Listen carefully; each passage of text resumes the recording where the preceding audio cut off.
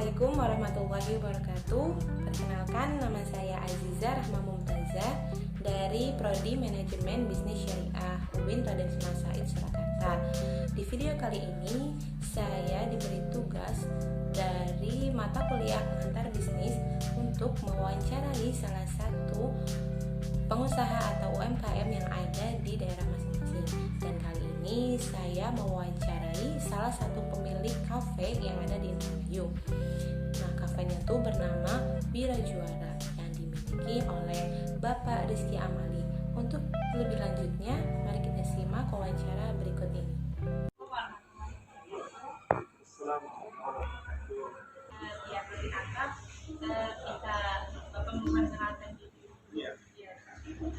Boleh? Ya, perkenalkan diri, nama saya Rizky Amali. Panggil aja Rizky. Biasanya di sini manggilnya Kang Iki. Ya. Terus saya asli Serang, lahir di Serang, tanggal 16 Juli 1985. Kemudian saya lulusan S1 Psikologi, S2 Komunikasi Bisnis. S3-nya sedang menempuh manajemen sumber daya manusia di gitu. Ya. Boleh.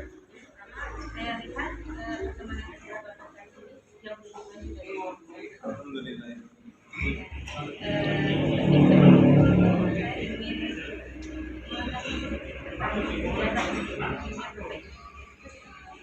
Iya, kafe ini awalnya hanya ruangan biasa yang diisi oleh anak-anak muda yang mereka pengen dapat banyak ilmu, ya, sharing-sharing pengetahuan, kemudian pembinaan komunitas-komunitas pengen diakui dan punya tempat buat berekspresi.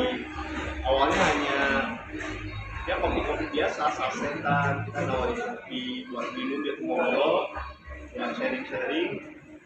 Tapi karena saya pribadi penikmat kopi yang memang asli, kopi yang proses murni, ya, disangrai, di roasting, kemudian di grinding sampai akhirnya disajikan. Nah, ternyata teman-teman saya juga itu suka. Kalau saya dari awal juga nggak pernah minum yang saset karena itu mungkin kimiawi, kemudian kedua juga kurang pas dinikmati, jadi akhirnya saya buat yang asli. Ambil kopi karena kebetulan saya ada lahan di Pekalongan, kemudian stok kopi di sini buat siapkan alat. Tadinya hanya buat tamu, buat kalau ada pertemuan, tapi semakin banyak orang menikmati kopi, kemudian akhirnya iya juga ya, lebih baik saya buka warung kopi karena untuk yang kopi asli masih belum banyak. Nah, akhirnya semakin lama, sudah 2 tahun berjalan, sekarang sudah tahun ketiga, cukup ramai. Alhamdulillah karena memang tadi silaturahmi. Kemudian kalau dari sisi visi dan misinya, apa yang seperti apa? Ya, visi Kopi Bira Juara kita 2025 menjadi kedai kopi terbaik yang menghadirkan kopi-kopi murni asli Indonesia dari petani Indonesia untuk bisa dinikmati oleh seluruh masyarakat Indonesia. Tahun 2025 kita akan go Indonesia di beberapa titik, kurang lebih sekitar 25 titik. Kemudian kalau misi untuk kita punya tiga misi. Yang pertama, kita ingin jadi kopi yang inspiratif, kemudian yang kedua kopi yang inovatif, yang ketiga kreatif. Jadi ini yang sering karyawan-karyawan ini selalu munculkan, selalu dengungkan. Kita ingin punya kedai kopi yang inspiratif, bisa menginspirasi banyak warung kopi. Karena kita punya juga warung kopi kecil-kecil dari mereka belajar di sini. Kita nggak pelit resep, jadi siapa aja yang mau belajar, pengen jadi barista, pengen buka di garasi rumahnya, kita bantu. Kemudian yang kedua ya tentu inovatif, jadi banyak menu-menu setiap hari ada menu-menu baru yang harus disuguhkan kepada pelanggan. Itu dan terus menu baru itu nggak pernah berhenti. Dan terakhir kreatif, ya tentu banyak kegiatan-kegiatan bukan hanya wajah di warung kopi biasa, tapi tempat edukatif, tempat pertemuannya komunitas-komunitas. Itu visi dan misi. Amin, amin. Soal menu apa saja sih yang diberikan di kafe ini? Iya. Atau ada menu utamanya atau ada menu lainnya Pak? Ya, kita ada tiga kelompok menu. Yang pertama minuman. Minuman ini ada kopi dan non kopi.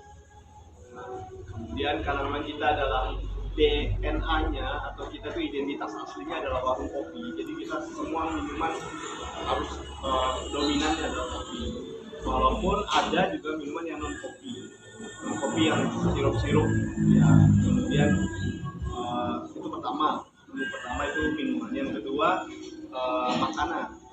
Kita makanan yang simpel, yang cepat, yang bisa disajikan, tapi berselera seperti hotel bintang 5 karena chef-chefnya kita lulusan atau keluaran dari resto-resto hotel yang mereka mungkin karena pandemi tidak ada pekerjaan kemudian pindah. Dan yang terakhir adalah pastry. Pastry itu snack juga untuk menemani kopi. 3 golongan menu itu alhamdulillah semuanya kita setiap bulan selalu evaluasi yang nggak laku kita buang, kemudian kita kreasi lagi yang laku. Itu kan. Kalau dari menu-menu yang ada, apa sih yang paling dijual di pelanggan? Iya, kalau untuk selera banyak orang sih tetap di nasi goreng, karena nasi goreng itu dari urutan ya 1 bulan ini yang paling tinggi urutannya nasi goreng. Kalau dari minuman adalah kopi susu, ya karena mereka tahunya hanya kopi yang manis susu. Kemudian kalau snack-snacknya biasanya yang sekarang laris itu tentu roti bakar, karena biasanya roti bakar cocok dengan kopi. Nah itu kan. Oke Pak, dari sekarang ini yang menjadi sasaran masyarakat yang akan menjadi pelanggan kafe ini, apakah seperti komunitas anak muda, Ya. anak-anak atau orang dewasa, atau ada batasan-batasan ya Pak? Kita Wira Juara ini awalnya anak-anak muda ya, anak milenial. Jadi kurang lebih di angka 30 tahun ke bawah ya, sampai 17 sampai 20 tahun awalnya. Cuma karena yang namanya kopi ini bisa dinikmati sama banyak orang, termasuk yang orang-orang tua, jadi akhirnya kita bikin menu sesuai segmennya. Jadi bisa kita rangkul semua. Itu awalnya kalau misalnya kita hanya ngejar anak-anak muda, tetap kita punya suasananya di atas tuh, di bawah ini suasana maskulin, jadi lebih ke anak-anak muda ngobrol, industrial, warna-warna ya polosan ini. Tapi semakin ke sini ya ibu-ibu muda, bapak-bapak muda, dan yang punya anak ikut juga keluarga datang ini. Jadi akhirnya kita menuntut untuk menyiapkan menu baru kayak untuk anak-anak, kayak spaghetti, ada es krim, ada kokor.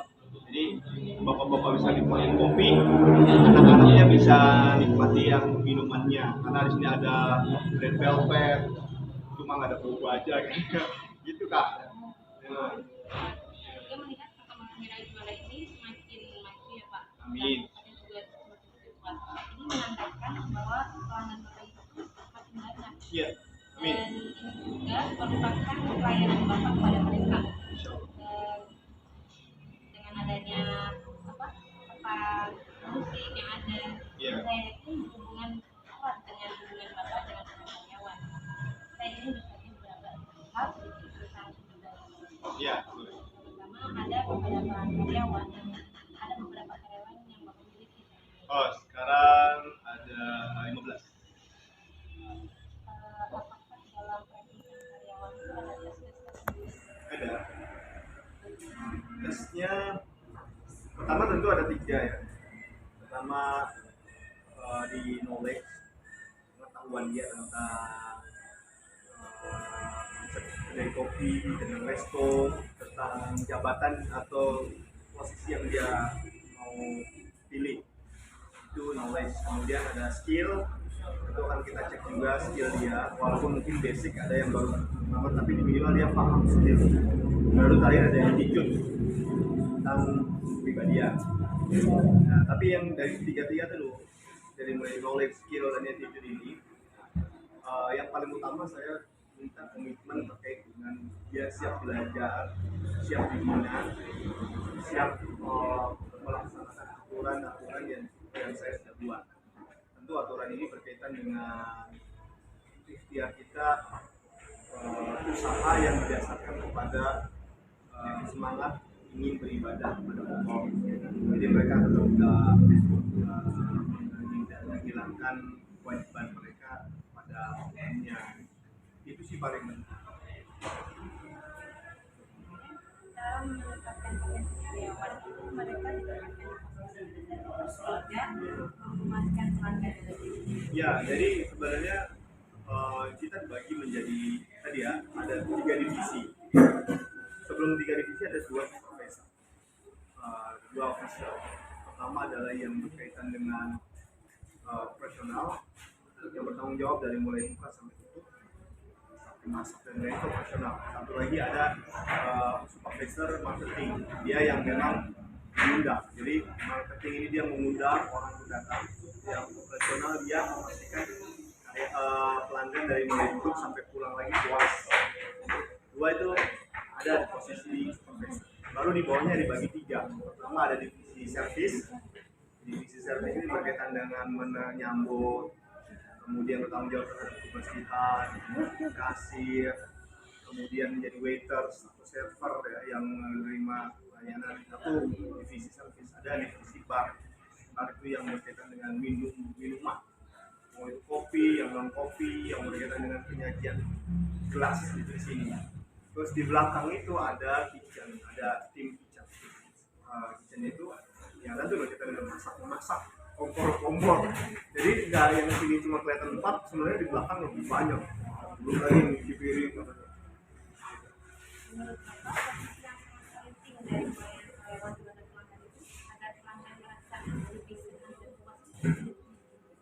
Yang lebih penting, semuanya penting. Ini yang mungkin bagi saya tidak bisa memilih mana yang penting dan tidak. Karena kalau bicara soal kedai kopi itu atau semua resto atau kuliner itu harus melibatkan semua panca indera untuk panca inderanya tamu untuk menilai sebuah makanan atau minuman. Panca indera kan dari mata, dari hidung, dari pencapan, lidah, dari perambahan. Nah, oleh karena itu, jadi setiap divisi sama. Misalnya kalau dia datang di sini, pertama yang menyambut paling penting, pertama yang menyambut tim service, tim waiters. Dia mengucapkan salam, kemudian melayani, mencatat orderan. Kalau dia sudah ramah di situ, kemudian pasti nyaman. Kedua, orderan itu dibawa ke dapur. Di dapur itu harus serius banget. Dia harus mempersembahkan hal yang terbaik, makanan yang harus dimakan habis sama kamu. Jadi harus detail, karena dia juga penting. Minuman juga sama, minuman terus. Apalagi kalau kita setiap kopi, mulai dari suhu panasnya, sama berapa gramasi gula dan lainnya itu sudah tertentu, nggak boleh sembarangan. Makanya rasanya standar. Oleh karena itu tadi, mana yang penting menurut saya semuanya. Jadi termasuk juga tukang parkir. Karena kalau tukang parkir misalnya malas parkirin, melihat dari jauh berantakan, nggak masuk, nggak disambut, nggak masuk.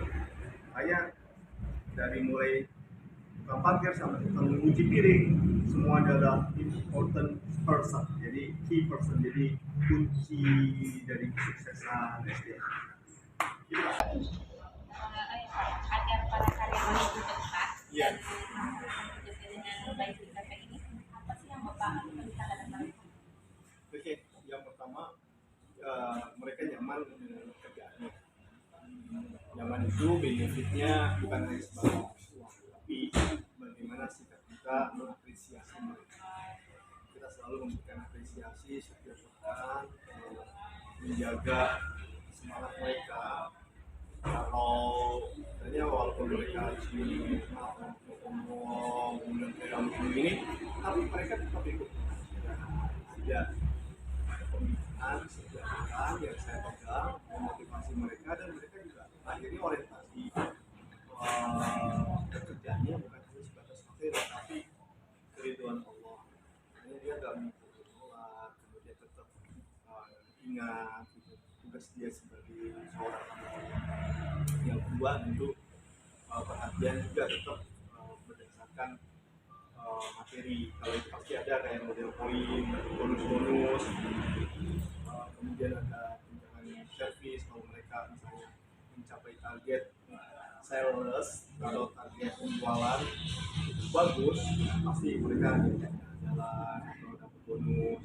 Itu yang membuat turnover atau keluar masuk di liga juara ini tidak terlalu tinggi. Jadi mereka mungkin ada yang dari mulai sejak buka sampai sekarang sampai 3 tahun masih tetap bersama.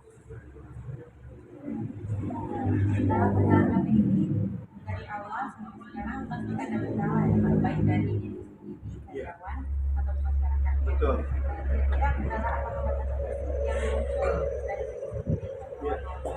dari diri sendiri? Ya. Dari diri sendirinya owner tentu membagi waktu, karena saya bukan hanya sebatas usaha kedai kopi, ada usaha yang lain itu benar-benar memilih waktunya harus disiplin. Belum lagi kalau misalnya saya lagi keluar kota atau misalnya lagi kita harus bagaimana caranya kalau udah jadwalnya briefing harus briefing. Kalau misalnya melihat memantau penjualan itu benar-benar mesti menyempatkan waktu, karena banyak permasalahan owner itu jadi bisnisnya nggak terpegang karena dia nggak. Tapi itu pertama dari saya sulit untuk membagi waktu, tapi alhamdulillah. Kemudian dari segi masyarakat, di awal-awal masyarakat belum memahami tentang kopi asli. Kalau minum kayak gini, kalau saya rasain mungkin yang baru pernah nyobain kok ini kok asam saya. Jadi mereka persepsinya tuh kopi itu yang ada cuma sasetan aja. Sini minta kopi good days atau apa gitu kan nggak ada. Jadi memahamkan, mengedukasi tentang manfaat kopi asli. Tapi alhamdulillah sekarang sudah bagus. Di awal-awal setahun yang pertama minum kopi ini, saya bilang kopi ini bagus buat kesehatan. Dan alhamdulillah. Tentu juga tentang gangguan, misalnya kita ada acara biasa, ada karaokean, ada beberapa yang terganggu tapi kita datangi, kemudian mereka memahami. Kemudian masalah masyarakat secara umum ya kendala berikutnya tentu persaingan. Jadi setelah ini muncul tentu ada beberapa kedai-kedai kopi yang bermunculan, karena mungkin kita juga tadi ada prinsipnya menginspirasi itu ya. Ada beberapa yang berlatih di sini kemudian mereka buka, dan bukanya nggak jauh-jauh, tapi nggak masalah. Kalau saya punya prinsip, ada ketika satu area di situ menjadi banyak usaha yang sama, nanti orang-orang pada datang. Jadi ini prinsip kayak model kita tahu Alfamart, di situ ada Indomaret, kemudian ada yang lainnya, dan itu jadi ramai dan pasti leader nggak akan mungkin ketinggalan. Nah, saya selalu sampaikan ke yang lain, kalau kita kurang banyak yang follower yang baru buka-buka, kita ini menjadi leader yang pertama. Pokoknya kalau leader fokus saja dengan produk-produk yang baru, pasti nggak akan ketinggalan. Nah, ya alhamdulillah kemarin banyak sudah mulai coaching dengan yang megah-megah ya, maksudnya resto-resto yang udah kayak bagus gitu, sengaja dia bikin, tapi kita nggak minta, kita cuma naikin di atas, kemudian tetap pelanggan dia setia, masih memilih wilayah juara yang menjadi juara. Solusinya solusi langit. Jadi kita tetap berdoa sama Allah, kita minta petunjuk sama Allah, minta ditemani sama Allah. Kalau usaha itu, kalau saya benar-benar bukan hanya mesti biasa ya. Kalau ini memang bukan hanya teori, tapi benar-benar real, bahwa ketika kita usaha, kemudian kita itu banyak persaingan, banyak kendala dan yang lainnya, kita libatkan Allah sebagai yang maha kaya, yang bisa mengatur segalanya. Jadi alhamdulillah, pertama dengan berdoa tadi, kedua tentu kita intinya diam sejenak, kemudian kita pasang strategi. karena ini bicara soal blue red ocean ya. Jadi kalau sudah mulai banyak persaingan, caranya adalah menganalisa kita punya kekuatan keunggulan apa, produk apa yang harus kita terus majukan, kemudian analisa kelemahan kompetitor, kemudian kita harus kuatkan di kelemahan mereka, kemudian mereka dan alhamdulillah dengan cara gitu kita berhenti dulu. Yang penting kita harus rendah hati, santai, jangan terlalu percaya diri. Kita harus laksanakan strategi yang matang, perhitungan yang matang. Insyaallah jadi kita bisa survive. Termasuk kemarin waktu 2 tahun pandemi, semua banyak yang ditutup, semua banyak yang cuma alhamdulillah kita masih tetap bisa buka dan masih bisa survive. Alhamdulillah. Untuk anak-anak muda, untuk generasi muda yang punya niat untuk menjadi pembisnis muda, termasuk juga pembisnis muda muslim, modal yang pertama tentu kemauan, niat yang tinggi untuk berbisnis. Kalau bicara soal uang, berapapun yang kita punya, kalau kita sudah punya kekuatan bisnis, bisa. Bahkan 0 rupiah pun kalau untuk zaman sekarang untuk berbisnis itu sangat bisa. Setelah kemauan kuat, yang kedua tetap harus melibatkan doa-doa terbaik kita pada Allah, beristighfar, kemudian sholat duha untuk memperbanyak rezeki. Nanti akan ada mungkin ide-ide cemerlang yang muncul. Kalau ide itu mungkin jadi passionnya, jadi keminatan yang tinggi, mulai jalan. Tanya sama pakar-pakarnya bagaimana memulainya. Kalau misalnya ketika sudah mulai kemudian bisnis ketemu dengan malas, ketemu dengan merasa takut, itu menurut saya hanya challenge tantangan aja yang harus bisa kita lewati. Jangan takut dengan rugi, karena pasti namanya bisnis ya orang mencoba, kita merasakan dulu bagaimana rugi, bagaimana gagal. Tapi setelah itu biasanya Allah akan mengganti. Kalau kita masih bisa kuat, mentalnya bagus, survive, kita akan dikasih posisi yang bagus, yaitu keuntungan yang berlimpah dan rezeki yang berkah. Jadi ayo mulai aja berbisnis walaupun sekecil apapun, karena bisnis itu bukan bicara modal tapi bicara soal mental. Itu penting. Terima kasih. Ya, oke, makasih banyak. Sampai jumpa lagi. Oke.